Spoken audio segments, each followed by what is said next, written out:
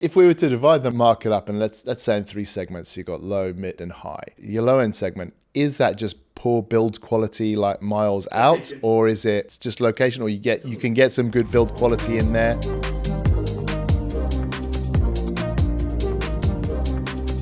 Hello team, and welcome back to another Two Fat Brokers podcast. I'm Barney from Dubai. Ben from Abu Dhabi.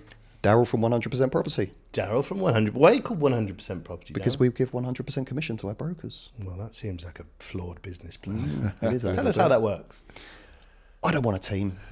Oh, I so you just don't employ I don't anyone. want to babysit. I don't want to hold hands. Okay. I enjoy disappearing for the summer for 4 months, and so I enjoy just being a one-man band. But I like having people around.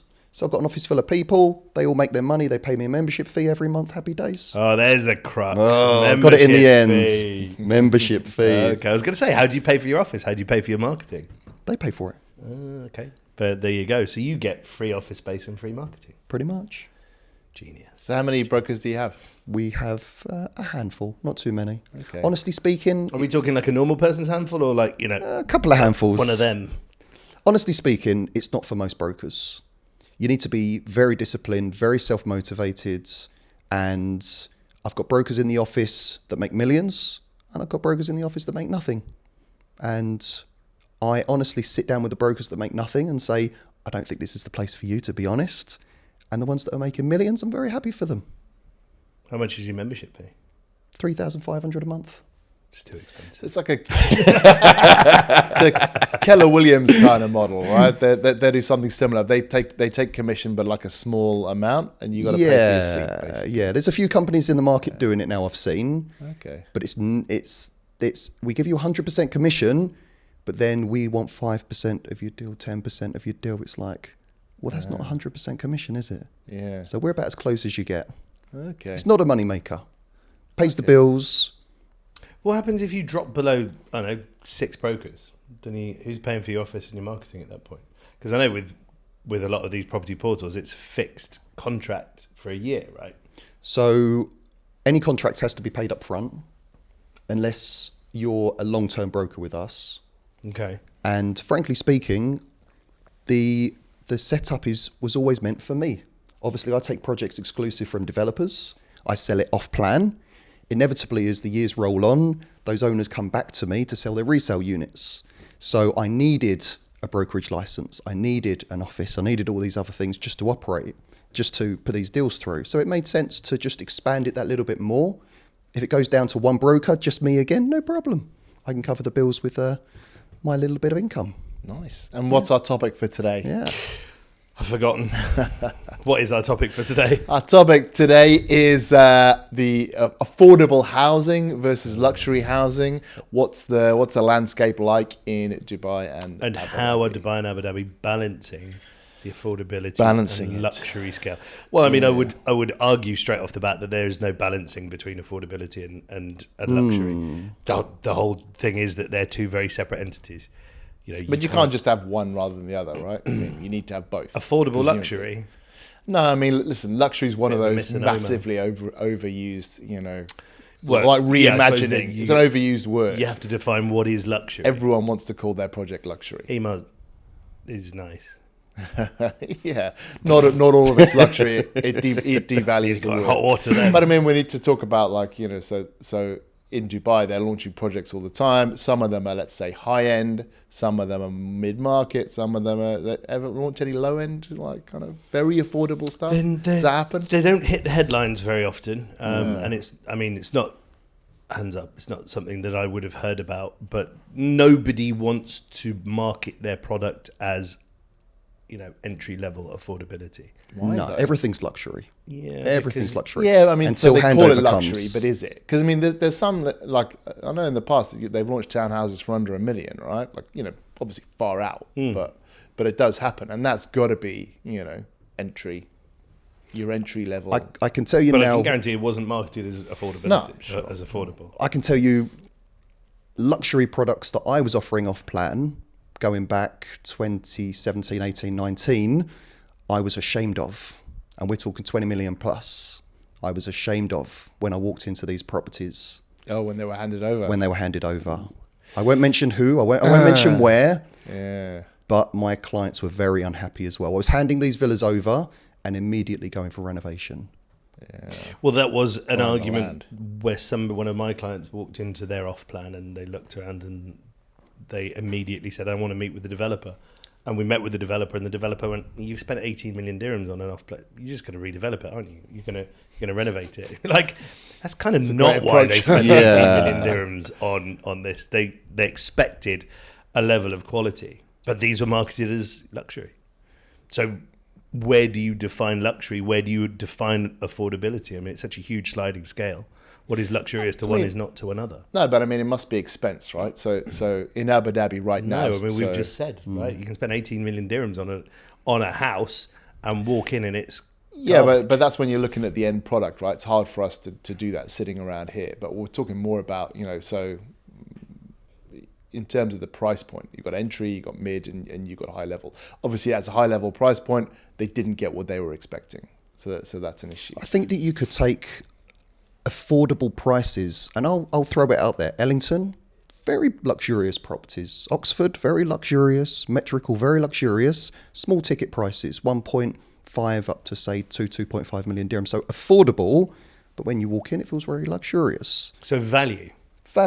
Yeah, difference between price and value, right? Price what you pay, value is what you get. Yeah. I think that when you're buying off plan, it's always a risk because you can't feel and see and touch what's in front of you. Whereas you're doing luxury resale above, say, 100 mil, you can walk into your properties, you can see them, you know who the contractor is, you can see the finishes. Makes a big difference. Yeah, I mean, but this is, again, it's a question of somebody's personal standards as well. Absolutely. Right? So what would be luxurious to you would not necessarily be luxurious to Daryl, and then really the play is what quality can you get for the level that you can afford, and where is the affordability level? Let me give you a great example of this. I was out on the weekend with my wife and we were at a 5-star hotel, and for me it wasn't luxurious enough. It was a bit rough around the edges. Fancy, Daryl. I'm just going to throw it out there. I love to go to beautiful hotels, like the best of the best. And quite often in Dubai, I'm at a 5-star hotel and I say to my wife, I just don't like this place. It feels run down. It feels old. It feels shabby. We won't be coming back. And what did you pay for it? Not a lot.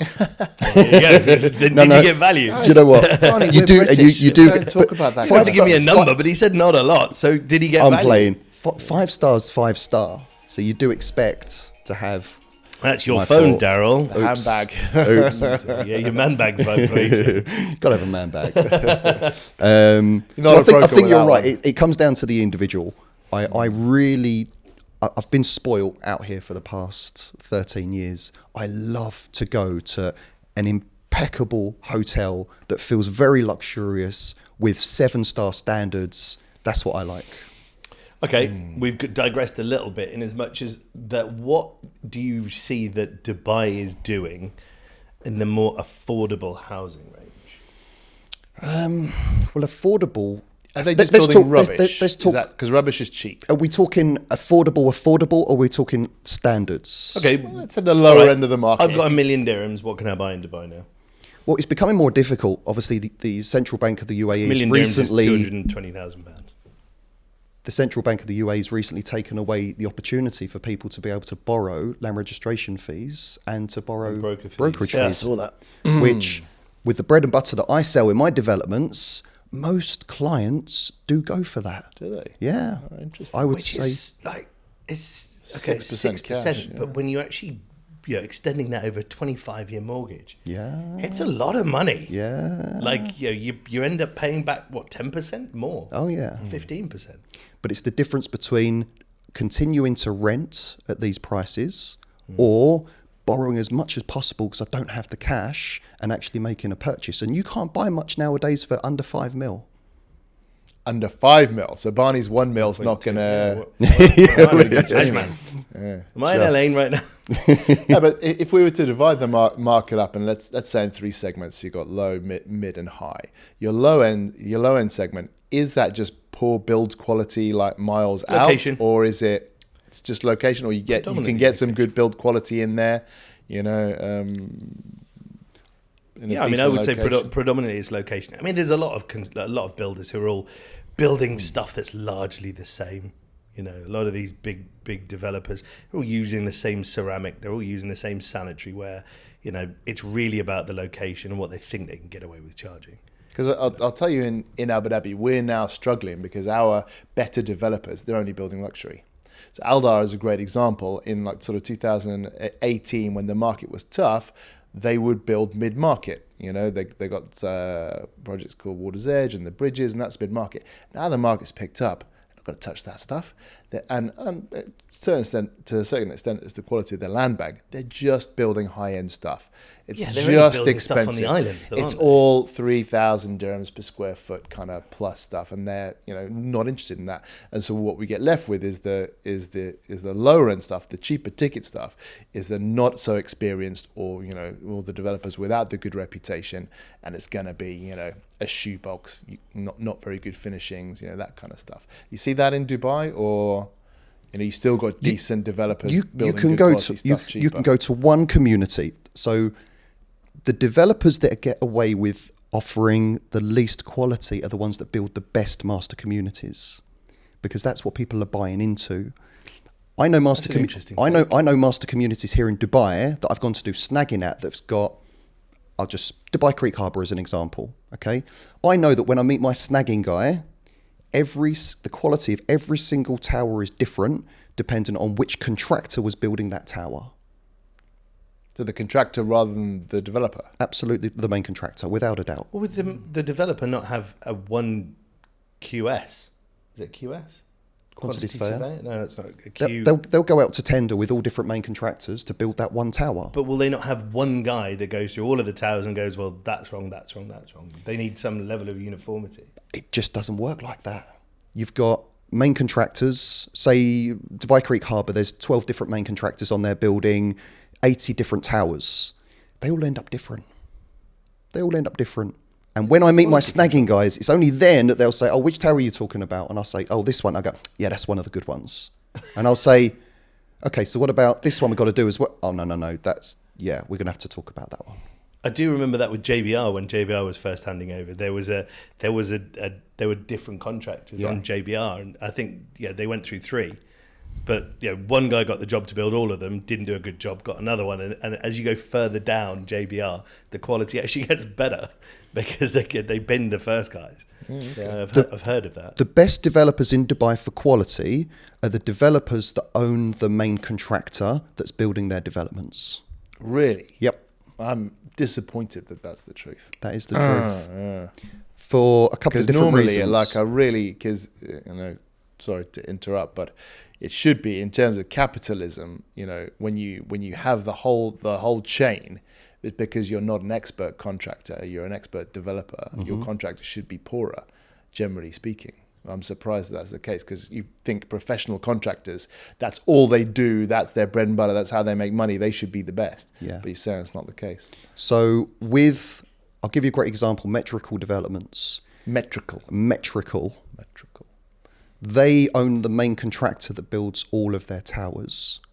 All of the towers they have built over 30 years in Dubai. They're building the same towers, the same superstructures, the same car parks over and over again. They've absolutely perfected it.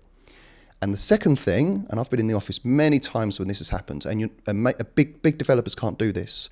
As soon as they start the finishes and they don't like something, in a 5-minute conversation, it's all changed.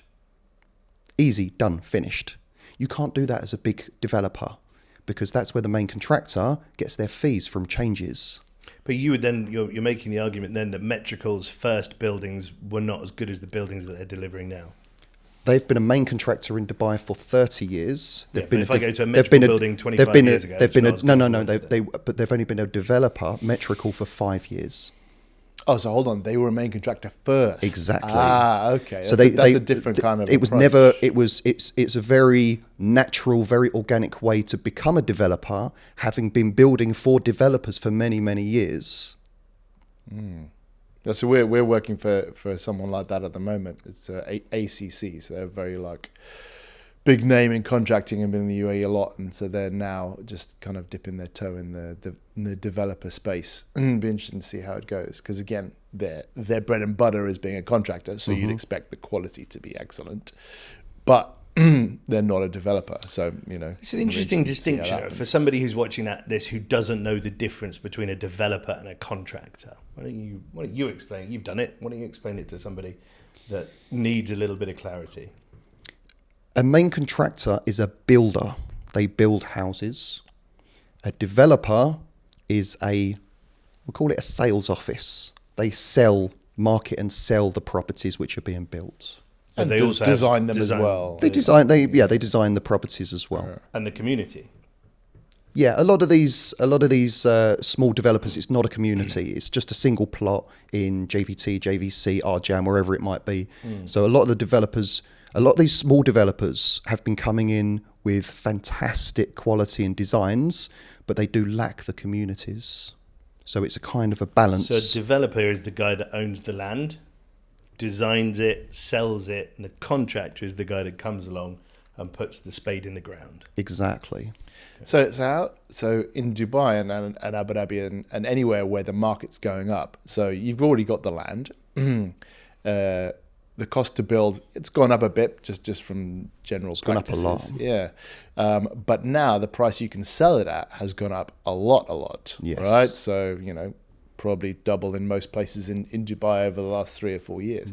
So developers have got a bit of headroom. They can also now sell what they were selling in 2018 exactly the same. We'll take Metrical, for example. If it's the same building, they can now sell that for twice as much. Oh, yeah. So are they still building the same thing, or have they gone, actually, we're going to make this, we spoke about at the top, we're going to make this more luxury, and we're going to, have better finishes and market it, in a better way, so we can charge 2.5 times as much because we think the market can bear that?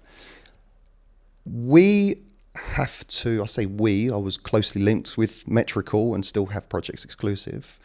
When we look at a new project, so we were looking at a piece of land together, myself and Barney, for, how many villas was it? 196. I think we were going to end up building about 400 units on there. The problem is that, yes, we're in a market right now where the price is, I still think there's a lot of room for growth with the market, but we're sitting fairly high, and we've all seen days where the prices have been much lower.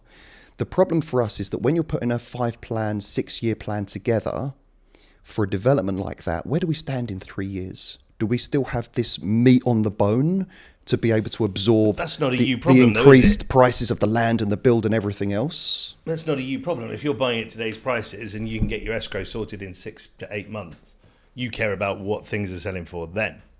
Right? But you don't launch 400 units in one hit. You have to launch it in phases as you go. Sure. So you can launch it in one hit, right? But obviously... But you need to sell it in one hit. 400 villas in one hit. But then you get the incremental. Phase 1's cheap, phase 2's more expensive, phase 3's so then you take on the risk as a developer, right? You can be like, okay, if I can sell it all tomorrow and lock in my profit, done, and then I can, go home and sleep. Or I can get a bit more profit because the market's going up. I'll sell some now, or I'll sell enough to cover my costs. Yeah. And then, I'm going to wait and launch the other phases kind of later. Like we've completely gone off topic here. Although I'm trying to add more. We're now talking about, this may as well be a developer podcast. What we're trying to ascertain is what are Abu Dhabi and Dubai doing to sate any entry-level property owners, and what's the difference between them and luxury, and how are you going to blend the two? And my argument was you can't have affordable luxury. Those two things are completely separate. So in Abu Dhabi, you can't have it. Like in Abu Dhabi, we really struggle for entry-level stuff, but our market's still But quite there's still cheap. a lot of entry-level stuff that's on the market, right? That's all leasehold stuff. You can only rent it. What if I've got 1 million dirhams and I want to buy something in Abu Dhabi? Yeah, you can buy a 1-bed, maybe even a 2-bed apartment, and if you're a bit further out. You can buy a 2-bed townhouse in Hydra Village. That's on the border of Abu Dhabi, right? Dubai? No, it's not that far out. I thought that got cancelled. It's only leasehold. Maybe Hydra 2 some phases of it got cancelled. Okay. So they built zone 6 and 7. Interestingly, they were the first properties I ever sold when I came to Dubai. I was here 2 weeks and I sold 4 Hydra townhouses. Did you? Hydra Village, yeah. Oh, nice. Yeah, 1.2 will get you a 2-bed townhouse in Al Reef. So there is still some affordable, but they're not building anything else that's affordable. Particularly, and I'm surprised you're saying like small developers can get townhouses and villas. That's incredibly rare in Abu Dhabi. You can get anything. Developers don't sell that stuff. No, but I mean, even to develop it. So there's no projects that I know of or know of coming up that have been launched that are like, I would say, entry level in Abu Dhabi. Everyone's pushing this luxury, the high end, which in itself devalues money that way. The luxury, right? I mean, it ain't luxury. It's the most overused word in real estate. Yeah, but it devalues it. Surely. Yeah, no, it's a valueless word completely. But it also devalues what you're building. If you're building a shitload of the same thing. How much? A Brazilian? Bucket load? A Brazilian of them. You know, if you're building a load of the same thing, you're devaluing it by simply reducing the scarcity. I mean, possibly. And I think what people are doing in Dubai, and we've had a couple of podcasts about this, is adding brands. Because saying luxury all the time, this is like boring. Everyone's done it. But then if you say like, oh, okay, but you know, this is going to be the Ferrari residence or the Bugatti or, you know, what was the one, the address. Then you're saying, okay, we're not just calling it luxury. We're actually saying, okay, there's a brand behind it. And that's why, you know, people pay, you know, so much for their man bags, you know, because they're, you know, Yves Saint Laurent man bag, you know, it's going to be worth more. Not too much. Stop asking him how much stuff is. We are British. I cannot see how uncomfortable it makes. Do you know what I was going to? Do you know what I was going to say? Less than the hotel. Luxury. The word luxury. And let me take a step back. There has always been a lack of taste in Dubai. There has. Going back years, there has always been a lack of taste. I would heartily agree. Very few tasteful properties that you walk into. Now, luxury is defined by the individual or individuals that own the development company, because ultimately they choose the materials. Luxury is defined by whatever your perception of luxury is. Luxury is a perception. Absolutely, but the product is defined by the individuals that own the development company. They choose the materials. Then it would be for people like us to look at that and say whether we think it's luxurious or not.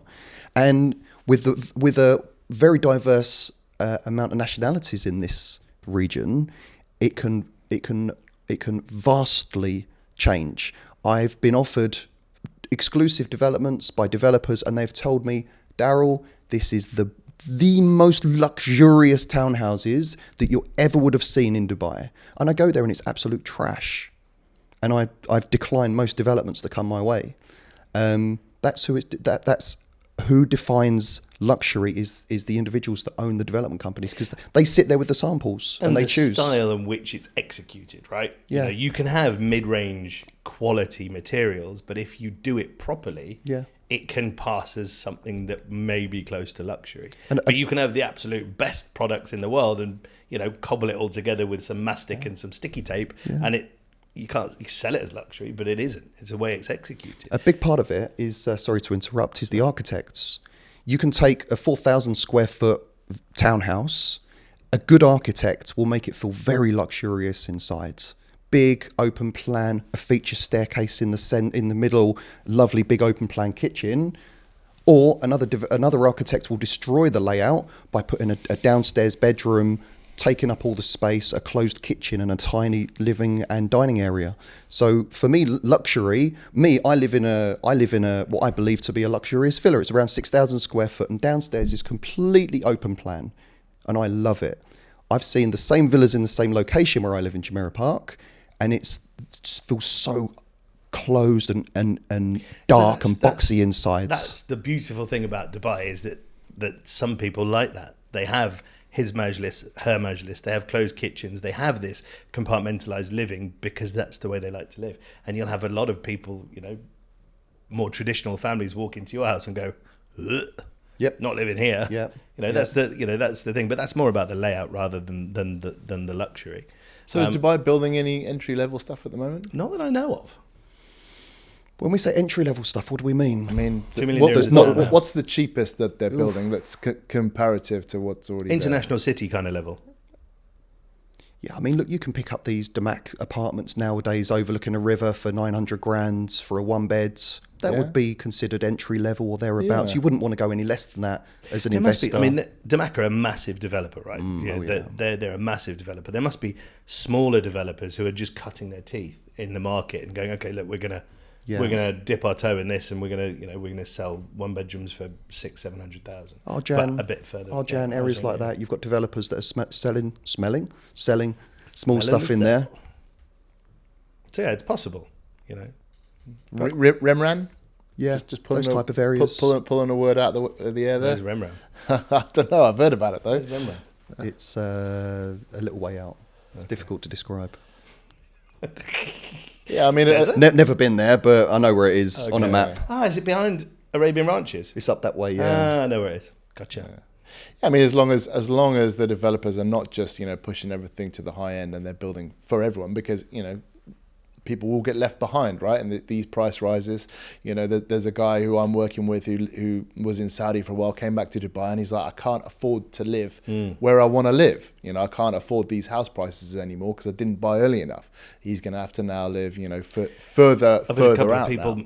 message me on my YouTube saying, same deal. They've had to leave Dubai because it's too expensive. Yeah, or move out, further out. Which, I mean, it's just something that happens. But people but I are getting left behind. what are people building further? As far as I know, Damac Hills 2 is as far out as you can go. But then you can go down to Al Ain Road, and there's that whole stretch down there. But Ema are building stuff like the lakes or the lagoons or whatever it's The called. valley. The valley. That's 20 million dirhams for a 5-bed. Up Al Ain Road.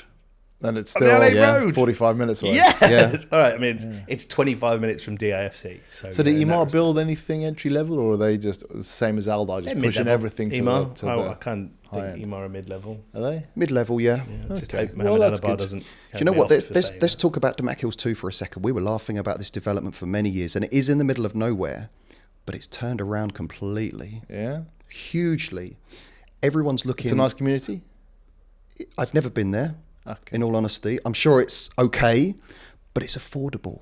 Yeah. If you look at Still 3 million dirhams for a 4-bed. though. look at the rent prices or the sales prices in Dubai over the last 3 years. Not everyone can afford this type of money.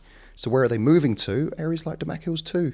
Yeah. That place was a ghost town 4 years ago, 3 years ago. Now it's thriving. Yeah. People who invested in there early did well. I was at the very first launch for Damac Hills 2. 3-bed townhouses for 1 million dirhams. Wow. Yeah. What are they going for now? Any idea? No idea. 2 and change, I reckon. Probably nearly 3, I reckon. Yeah. 1.1, That's a 1.2. guess, but it just seems Well, see, seems like a nice number. See, there's areas in Abu Dhabi, and Reef is a good example, gonna have a look. which was very affordable, and the price hasn't moved. Yeah. So it's still stuck there. Ooh, it's going to turn around this year. Yeah. But because we've had very kind of choppy increases, but it seems like Dubai, no matter where the project was, everything has gone up in price. Yeah, I mean, everything's gone up. I mean, Damac Hills 2 really is, it's a long way out. But it's just surprising how it has turned around. Very surprising. All right, so we went for a 3-bedroom Damac Hills 2. This will take a guess. 2 mil? 1.8. You're way off there. You're looking at 1.8 Hey. 1.6 to 1.8. There we go. Okay. Well, 1.9. Hang on, 1.6. it's going up. 2 million. Probably bait and switch. Only took 7 years to earn. 2.5 million. Hang on. This goes to show better homes have one for 2.5. Wow. And if you go to the cheapest one, it's 1.6 with Hoshha Real Estate.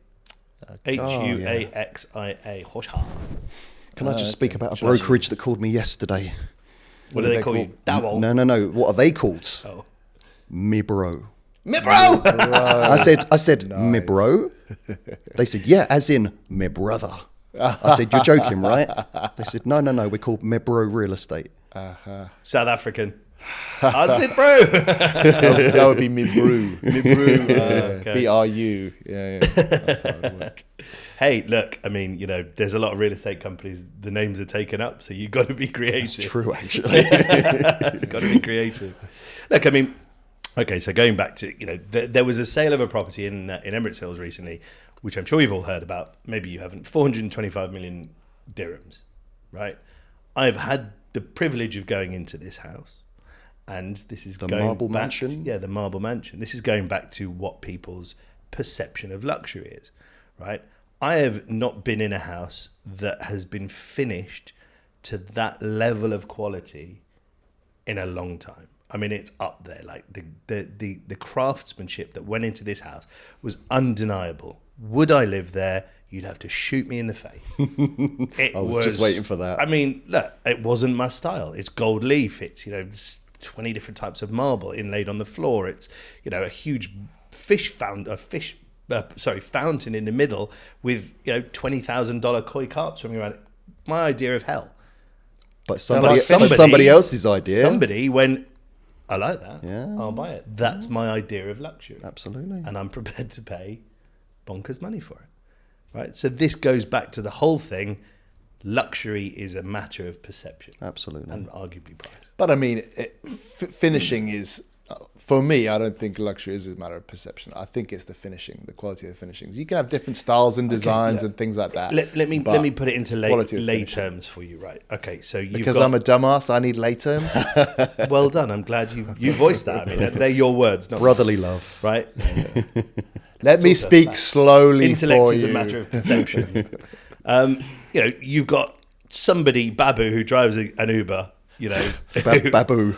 You couldn't have thought of a different name than Babu. No, I saw it in a meme once, and I was like, Babu's such a good name. Your kids have been watching that Babu program. Are you sure that's racist, Barney? Of the guy in in the crane on the top of the Burj Khalifa. You're digging yourself deeper. No, you're digging yourself deeper. Cut that out. It was a meme of this guy who was in the crane on the top of the Burj Khalifa, and his name was Babu, and it's always stuck with me. Anyway, his potential idea, would be to walk into an Emaar finish, which to people like us, we think is mid-range, and he might walk in and be like, "This is absolute luxury," right? So it's a matter of perception. You might also have the chap who bought this marble palace, and he would walk into it and go, "This is where my staff would live." I mean, sure. I mean, these things are relative. Like expensive is relative, right? So it is a matter how of rich perception. you are. It was me making my point in a wildly racist way. Yeah. Okay. All right. Well, I think we need to stop now because that can't be the bookmark to this. No, we'll just cut that bit off. Not cutting that out. That was brilliant. That was good TV, baby. Anyway, thank you very much. I've been Ben from Abu Dhabi. Barney from Dubai. Daryl 100% property. And that was our podcast. We'll Thank see you again very next much. time.